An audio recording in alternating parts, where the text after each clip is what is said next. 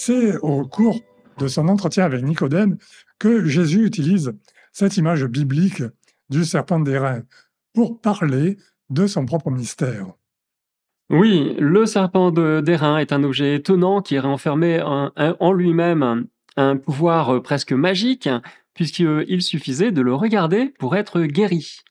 Ça alors, mais j'insiste, attention aux dérives superstitieuses. Chers auditeurs, si vous aimez notre chaîne et que vous voulez nous montrer votre soutien, alors n'hésitez pas une seule seconde, pensez à vous abonner. Et vous pouvez aussi liker avec le pouce vers le haut, bien entendu. Cela donnera à notre vidéo un meilleur référencement. Et merci d'avance. Alors, le serpent, c'est tout un symbole, n'est-ce pas? Avant même de parler du serpent d'airain. Mais quel est son symbole, au fait, Père Julien? Le serpent est symbole de mort et de guérison. La morsure des serpents peut être mortelle, mais le serpent est aussi associé depuis des temps immémoriaux à la guérison. Et est-ce que vous savez pourquoi? Oui, je peux répondre. C'est à cause de la mue que le serpent laisse derrière lui qu'on a longtemps associé le serpent à la capacité de se régénérer sans fin. Mais bien sûr, la mue du serpent n'est pas un processus illimité. C'est pour cette raison que le symbole du serpent est resté associé dans l'inconscient collectif à la mort et à la résurrection. Voilà pour la symbolique naturelle. Mais cette signification du serpent ne se double-t-elle pas aussi d'une symbolique biblique, Julien? Si, et cette symbolique s'enracine dans un événement de l'Exode. Alors vous en retrouverez le récit dans le livre des Nombres. Suite à une invasion de serpents particulièrement venimeux, Dieu dit à Moïse de se confectionner un serpent d'airain, un serpent en bronze, fixé au bout d'une perche. Pour que ceux qui le regardent soient guéris. Je cite le texte. Le Seigneur dit à Moïse, fais-toi un serpent brûlant et dresse-le au sommet d'un mât. Tous ceux qui auront été mordus, qu'ils le regardent. Alors ils vivront. C'est dans le livre des Nombres, au chapitre 21 et plus précisément au verset 8. Dieu apporte la vie là même où agissait la mort. Moïse présentait le serpent d'airain comme un signe dont la réalisation était imminente. C'était très simple. Tu regardes le serpent et tu es guéri. On parle de signe prophétique. Mais le serpent est aussi un signe qui renvoie à un accomplissement à la fin des temps, quand Jésus nous aura guéris du mal, du péché et de la mort. On parle alors de signes eschatologiques. C'est ainsi que l'évangéliste Saint Jean, dans ce passage que nous venons de lire, nous invite à voir, au-delà du signe prophétique, les horizons du salut, ce qu'on appelle l'eschaton en grec, la fin. Et c'est vraiment important de rappeler cette distinction entre ces deux catégories de signes, prophétiques et eschatologiques. Alors vous savez que je suis photographe à mes heures, et cette distinction me fait exactement penser à un photographe qui ajuste la focale de son objectif. La focale et comment ça marche une focale? Dommage que Paul, notre caméraman attitré, ne soit pas là cette semaine pour nous l'expliquer. Mais, je vous écoute Julien. Alors en quelques mots, vous faites varier la focale en ouvrant plus ou moins l'objectif de votre appareil.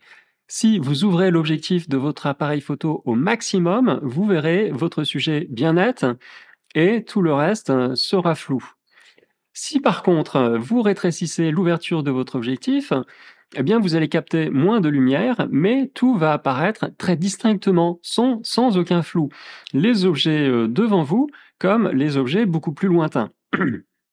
Et finalement, c'est exactement ce que fait Saint Jean dans l'Évangile aujourd'hui. Il fait varier la focale. Il se place devant le serpent d'airain, à l'époque de Moïse, comme un photographe, et puis il va rétrécir l'ouverture de son objectif, et alors tout va apparaître pour lui extrêmement net. Il voit l'accomplissement proche, l'accomplissement lointain avec Jésus crucifié, et puis l'accomplissement très lointain à la fin des temps avec la victoire de Jésus et de l'Église sur les forces du mal. Non, ça y est, je vois tout à fait ce que vous voulez dire. Belle comparaison qui s'appuie sur ces 2 notions, le signe prophétique et le signe eschatologique, comme vous dites. Notez aussi que dans les deux cas, il faudrait préciser le mot signe, Parce que le serpent d'airain n'est pas un simple signe. Vous voyez, il y a beaucoup de signes autour de nous dans la société. Un drapeau français, par exemple, signifie la nation, mais il n'est pas la nation. Le signe du caducée, des professionnels de la santé, où on voit deux serpents entremêlés, peut faire penser à la guérison, mais ce n'est pas la guérison. Oui, en effet, vous pouvez toujours rester planté devant l'enseigne verte et lumineuse de la pharmacie du coin, vous ne serez pas guéri pour autant. Mais où voulez-vous en venir, au fait? Eh bien, le signe dont il est question dans le livre des Nombres, le serpent d'airain, ne fait pas que signifier la guérison, il manifeste aussi la guérison. Le signe opère la guérison. Et s'il a le pouvoir de guérir, c'est parce qu'il participe au mystère de la croix de Jésus. L'efficacité de ce signe tire son origine de la mort et de la résurrection de Jésus. Le serpent d'airain, on peut dire, préfigure le Christ crucifié. Ah ben oui, je vois. C'est comme si la croix avait un effet rétroactif pour les Hébreux. Et ainsi, on comprend mieux la relation entre le serpent d'airain et la croix. Et maintenant, je voudrais vous poser une question toute simple, Julien, pratico-pratique. Comment la croix du Christ peut-elle nous guérir? Alors oui, ça c'est la question fondamentale. La croix est ce qui nous fait souffrir, on est d'accord, notre croix. Mais comment peut-elle aussi nous guérir? Hein, c'est bien ça que vous voulez dire, n'est-ce pas? Ouais, tout à fait. Et c'est la question qu'ont dû se poser les Hébreux dans le désert. Comment, oui, comment un serpent qui provoquait la mort pouvait ensuite procurer la guérison? Alors, pour comprendre au moins en partie ce mystère, il aurait fallu que les Hébreux connaissent Jésus et Jésus crucifié. Exactement. Derrière cette question, il y a, je pense, aussi notre façon de gérer notre histoire personnelle avec nos blessures, nos épreuves. Si vous vous placez devant la croix de vos épreuves, si vous regardez simplement la souffrance que vous avez pu subir, eh bien, ça ne va pas vous aider à guérir, bien sûr. Au contraire, passer notre temps à ruminer sur nos blessures va immanquablement nous plonger dans un abîme de perplexité. On peut même se complaire, vous savez, dans l'auto-apitoiement et s'enfermer ainsi dans un processus assez destructeur.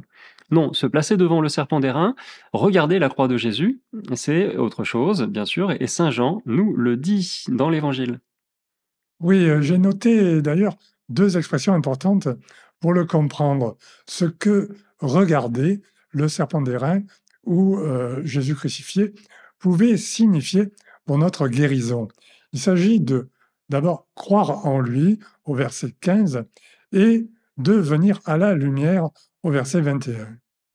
Et on peut utiliser plusieurs expressions. Venir à la lumière, c'est nous ouvrir à l'altérité de Dieu, accepter sa présence, accepter de rentrer dans le dialogue avec le tout autre, se placer sous le regard de Dieu.